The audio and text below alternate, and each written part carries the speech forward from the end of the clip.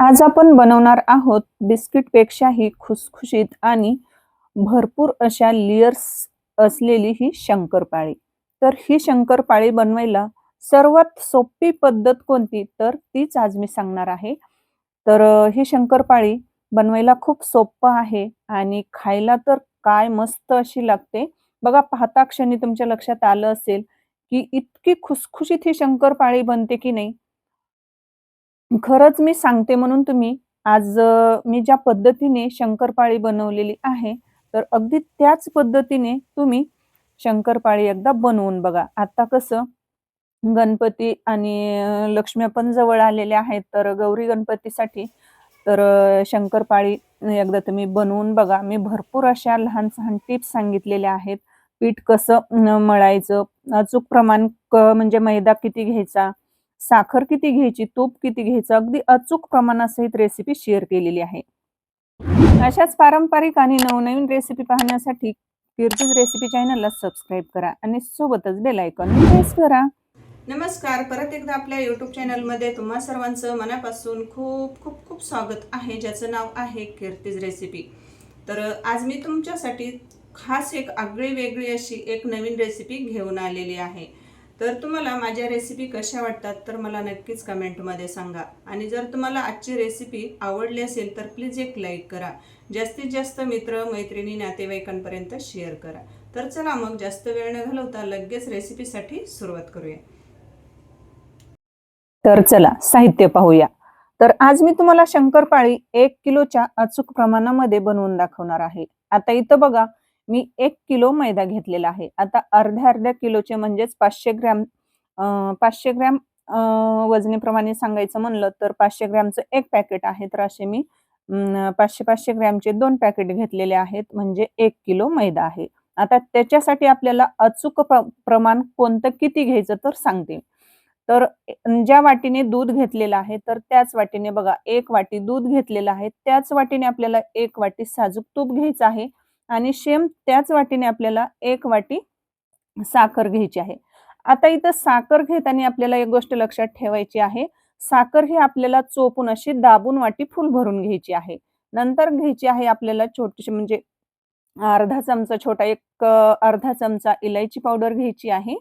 थोडंसं चवीनुसार मीठ घ्यायचं आहे आणि खायचा सोडा घ्यायचा आहे. आता सर्वात अगोदर आपल्याला बघा, इथं दूध आपल्याला गरम करून घ्यायचं आहे. अगदी मी सांगितलेल्या पद्धतीनेच तुम्ही जर शंकरपाळी बनवली ना, तर अजिबात तुमची शंकरपाळी फसणार नाही. तर 101% तुमची शंकरपाळी बिस्किटपेक्षाही खुसखुशीत बनेल. तर चला दूध आता आपल्याला सुरुवातीला आपल्याला चांगलं कोमट करून घ्यायचं आहे. जास्त पण आपल्याला दूध गरम असं म्हणजे कडकडीत असं उकळी येऊन द्यायची नाही, काही नाही. आपल्याला फक्त त्याच्यामध्ये बोट घालून घ्यायचं आहे. म्हणजे बोट घालायचं आणि आपल्याला थोडंसं असा हाताला चटका लागेपर्यंत गरम करून घ्यायचं आहे. आता याच्यात लगेच आपल्याला 1 वाटी साखर घालायची आहे. तर आपण घेतलेली 1 वाटी साखर, ती साखर हलवून घ्यायचं, चमच्याने मिक्स करायचं. साखर विरघळली की लगेच आपल्याला त्याच्यामध्ये त्याच वाटीने आपण 1 वाटी तूप घेतलेलं आहे. तर ते तूप आपल्याला याच्यामध्ये घालायचं आहे. आता तूप घेताना आपल्याला काय करायचं आहे, जे गरम असं वितळून घेतलेलं तूप आहे की नाही, तर ते घ्यायचं आहे. जास्त तुम्ही घट्ट पण तूप घेऊ नका. जर जास्त तुपाचं प्रमाण झालं, तर तुमची शंकरपाळी फसेल. ही तळताना काय होईल, विरघळेल. तर त्याच्यासाठी बघा, मी जे 1 किलोसाठी हे प्रमाण सांगितलेलं आहे, ते परफेक्ट प्रमाण आहे. आता चला सुरुवातीला आपल्याला इथं बघा, मोठं एक ताट घ्यायचं आहे पसरट आणि मैदा चाळून घ्यायचा आहे. मैदा सुजीच्या चाळणीने चाळून घेतला. अगदी 2 बोटाची 1 चिमूट आपल्याला मीठ घालायचं आहे. अगदी 1 चिमूट आपल्याला खायचा सोडा घालायचा आहे. नंतर घालायची आहे आपल्याला इलायची पावडर. आता गोडाचा पदार्थ म्हटलं, की त्याच्यामध्ये थोडंसं मीठ घालायचं 1 चिमूट. त्याने गोडाचा पदार्थ आणखी जास्तच चविष्ट बनतो. आता हे आपल्याला पिठामध्ये मिक्स करून घेतलं, की नंतर आपण जे हे दूध आणि तूप, साखर हे जे मिक्स करून घेतलेलं आहे की नाही, तर ते आपल्याला चमच्याने हलवायचं. आपण ह्या मैद्यामध्ये ओतायच्या अगोदर आणि थोडं-थोडं आपल्याला या मैद्यामध्ये हे ओतायचं आहे आणि एका हाताने आपल्याला हे चांगलं असं मिक्स करून घ्यायचं आहे.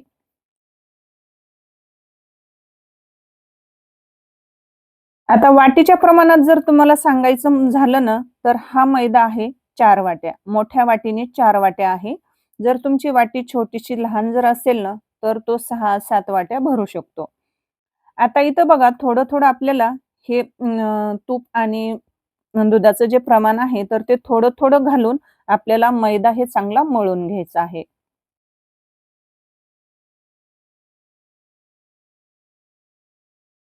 तर बघा पातेल्यामध्ये अगदी थोडंसंच राहिलेलं आहे. आता कधी काय होतं, कधी तुमचं मैद्याचं जे हे मिश्रण आहे, तर म्हणजे हे जे पीठ आहे, तर कधी घट्ट होऊ शकतं, कधी थोडंसं कमी जास्त होऊ शकतं. जर घट्ट झालं तर काय करायचं, थोडंसं कोमट दूध करायचं.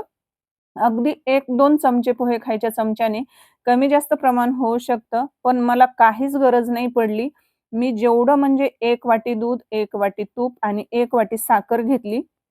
तर तेवढ्यामध्ये 1 किलो मैदा मळण्यासाठी मला अजिबात दुधाची किंवा पाण्याची गरज नाही भासली आणि जर तुम्हाला गरज लागली, जर तुमचं मिश्रण हे मैदा जर पातळ जर झाला ना, तर अजिबात घाबरू नका.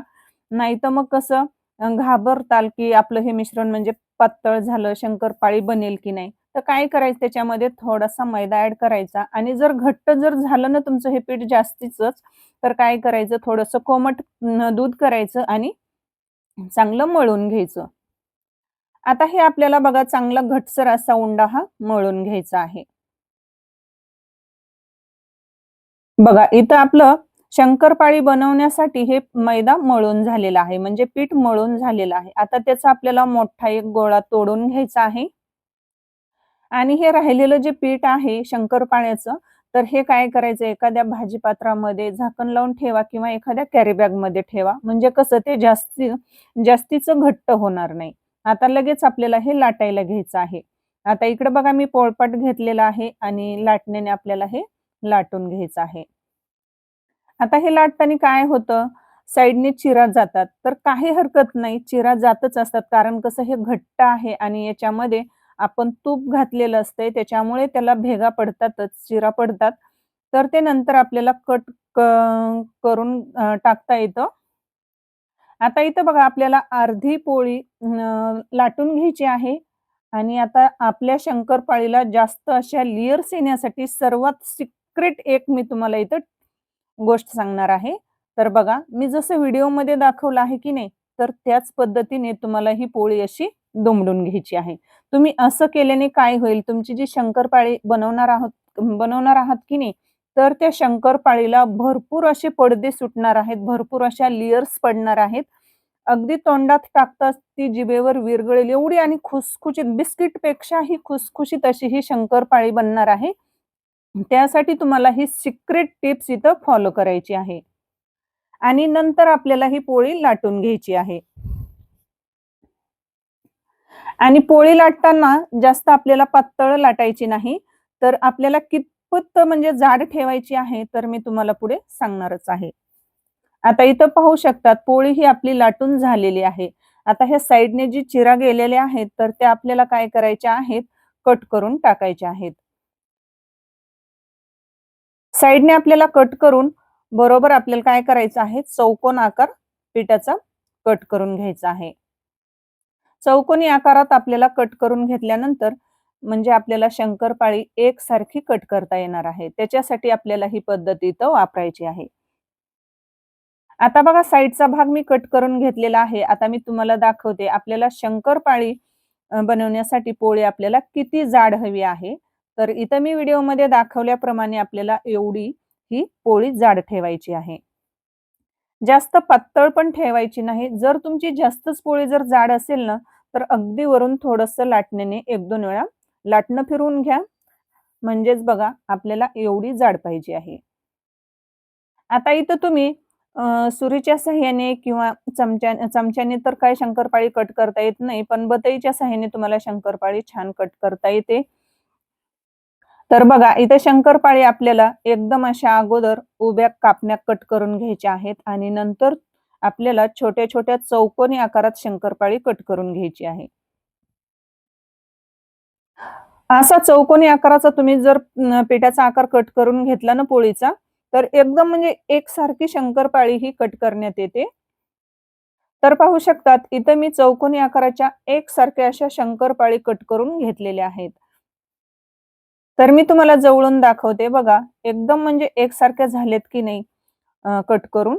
तर चला, आता हे आपल्याला काय करायचे आहेत, अगदी छोट्या उलताण्याच्या किंवा चमच्याच्या सहाय्याने अशा आपल्याला ह्या मोकळ्या करून घ्यायच्या आहेत. म्हणजे आपल्याला तळायला, झाऱ्यावर घ्यायला सोपं पडेल.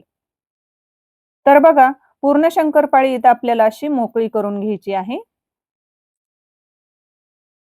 आता इकडे बघा, कढईमध्ये तेल गरम करायला ठेवलेलं आहे. तेल गरम झालेलं आहे की नाही, तर हे आपल्याला सुरुवातीला चेक करायचं आहे. आता याच्यामध्ये आपल्याला थोडासा पिठाचा गोळा टाकायचा आहे. थोडीशी गोळी पिठाची टाकायची आणि ती पटकन तळून वरती आली की समजायचं आपलं तेल कडकडीत असं गरम झालेलं आहे. आता तेल आपलं चांगलं गरम झालेलं आहे. तर बघा, आता शंकरपाळी आपल्याला तेलामध्ये झाऱ्यावर घ्यायची आहे आणि तेलामध्ये सोडायची आहे. आणि लगेच आपल्याला गॅस काय करायचा आहे, मध्यम करायचा आहे. शंकरपाळी तेलात सोडेपर्यंत आपल्याला गॅसची फ्लेम वाढवायची आहे आणि नंतर मध्यम गॅस करायचा आहे. आणि तेलामध्ये शंकरपाळी सोडली की इथे एक सर्वात महत्त्वाची टिप्स वापरायची आहे. मी ती तुम्हाला सांगते ती. तर शंकरपाळी तेलामध्ये सोडली की लगेच शंकरपाळी हलवण्याची घाई बिलकुल करायची नाही. जर तुम्ही शंकरपाळी लगेच जर तेलामध्ये सोडली आणि लगेच जर हलवत असाल ना, तर तुमची 100% शंकरपाळी ही तेलामध्ये विरघळेल. आता बघा, शंकरपाळी हलवताना आणखी एक तुम्हाला मी महत्त्वाची टिप सांगणार आहे. ती म्हणजे आपल्याला शंकरपाळी तेलामध्ये तळण्यासाठी सोडल्यानंतर आपल्याला जवळपास 2 मिनिट आपल्याला शंकरपाळी 1.5 ते 2 मिनिट आपल्याला अजिबात हलवायची नाही आणि नंतर हलवायची आहे, तर ती झाऱ्याने अजिबात हलवायची नाही. तर इथं सर्वात महत्त्वाची सिक्रेट गोष्ट म्हणजे आपल्याला उलताना घ्यायचं आहे आणि उलताना किंवा चमचा आणि चमच्याच्या किंवा उलताण्याच्या दांड्याने आपल्याला शंकरपाळी ही सतत हलवत राहायचं आहे. आणि नंतर आपल्याला बघा शंकरपाळी ही चांगली थोडासा गुलाबी रंग यायला म्हणजे लागला, की मग नंतर आपल्याला झाऱ्याने हलवायची आहे. आता तुम्हाला वाटत असेल, की उलताण्याच्या दांड्याने शंकरपाळी कशामुळे हलवायची? तर मी तुम्हाला सांगते, शंकरपाळी हलवत असताना उलताण्याच्या दांड्याने जर हलवली ना, तर एकसारखी ही शंकरपाळी पूर्ण तळली जाते आतपर्यंत आणि एकदम अशी खुसखुशीत बनते. आता झाऱ्याने जर तुम्ही हलवत असाल ना, तर मग काय होतं, झाऱ्या हा मोठा असतो. मग त्याने काय होईल, शंकरपाळी ही विरघळते. आता शंकरपाळी बघा मस्त अशी तळलेली आहे. जास्त पण आपल्याला लाल रंग येऊ द्यायचा नाही. थोडीशी आपल्याला फेंट कलरवरच तळून घ्यायची आहे. कारण कसं तेलातून शंकरपाळी आपण काढल्यानंतर सुद्धा शंकरपाळी तळण्याची जी क्रिया असते तर ती चालूच असते. त्याच्यामुळे आपल्याला थोडीशी फेंट कलरवरच आपल्याला काढून घ्यायची आहे. आता बघा इथं मी छोट्या झाऱ्याने मोठ्या झाऱ्यावर शंकरपाळी ही मोठ्या झाऱ्यामध्ये काढून घेतली आणि चांगली नितळून आपल्याला इकडे एका ताटामध्ये एक टिश्यू पेपर घेतलेला आहे आणि टिश्यू पेपरवर आपल्याला ही शंकरपाळी काढून घ्यायची आहे. आता एक बॅच आपली तळून झालेली आहे. सेम पद्धतीने आपल्याला राहिलेली शंकरपाळी त्याच पद्धतीने तळून घ्यायची आहे.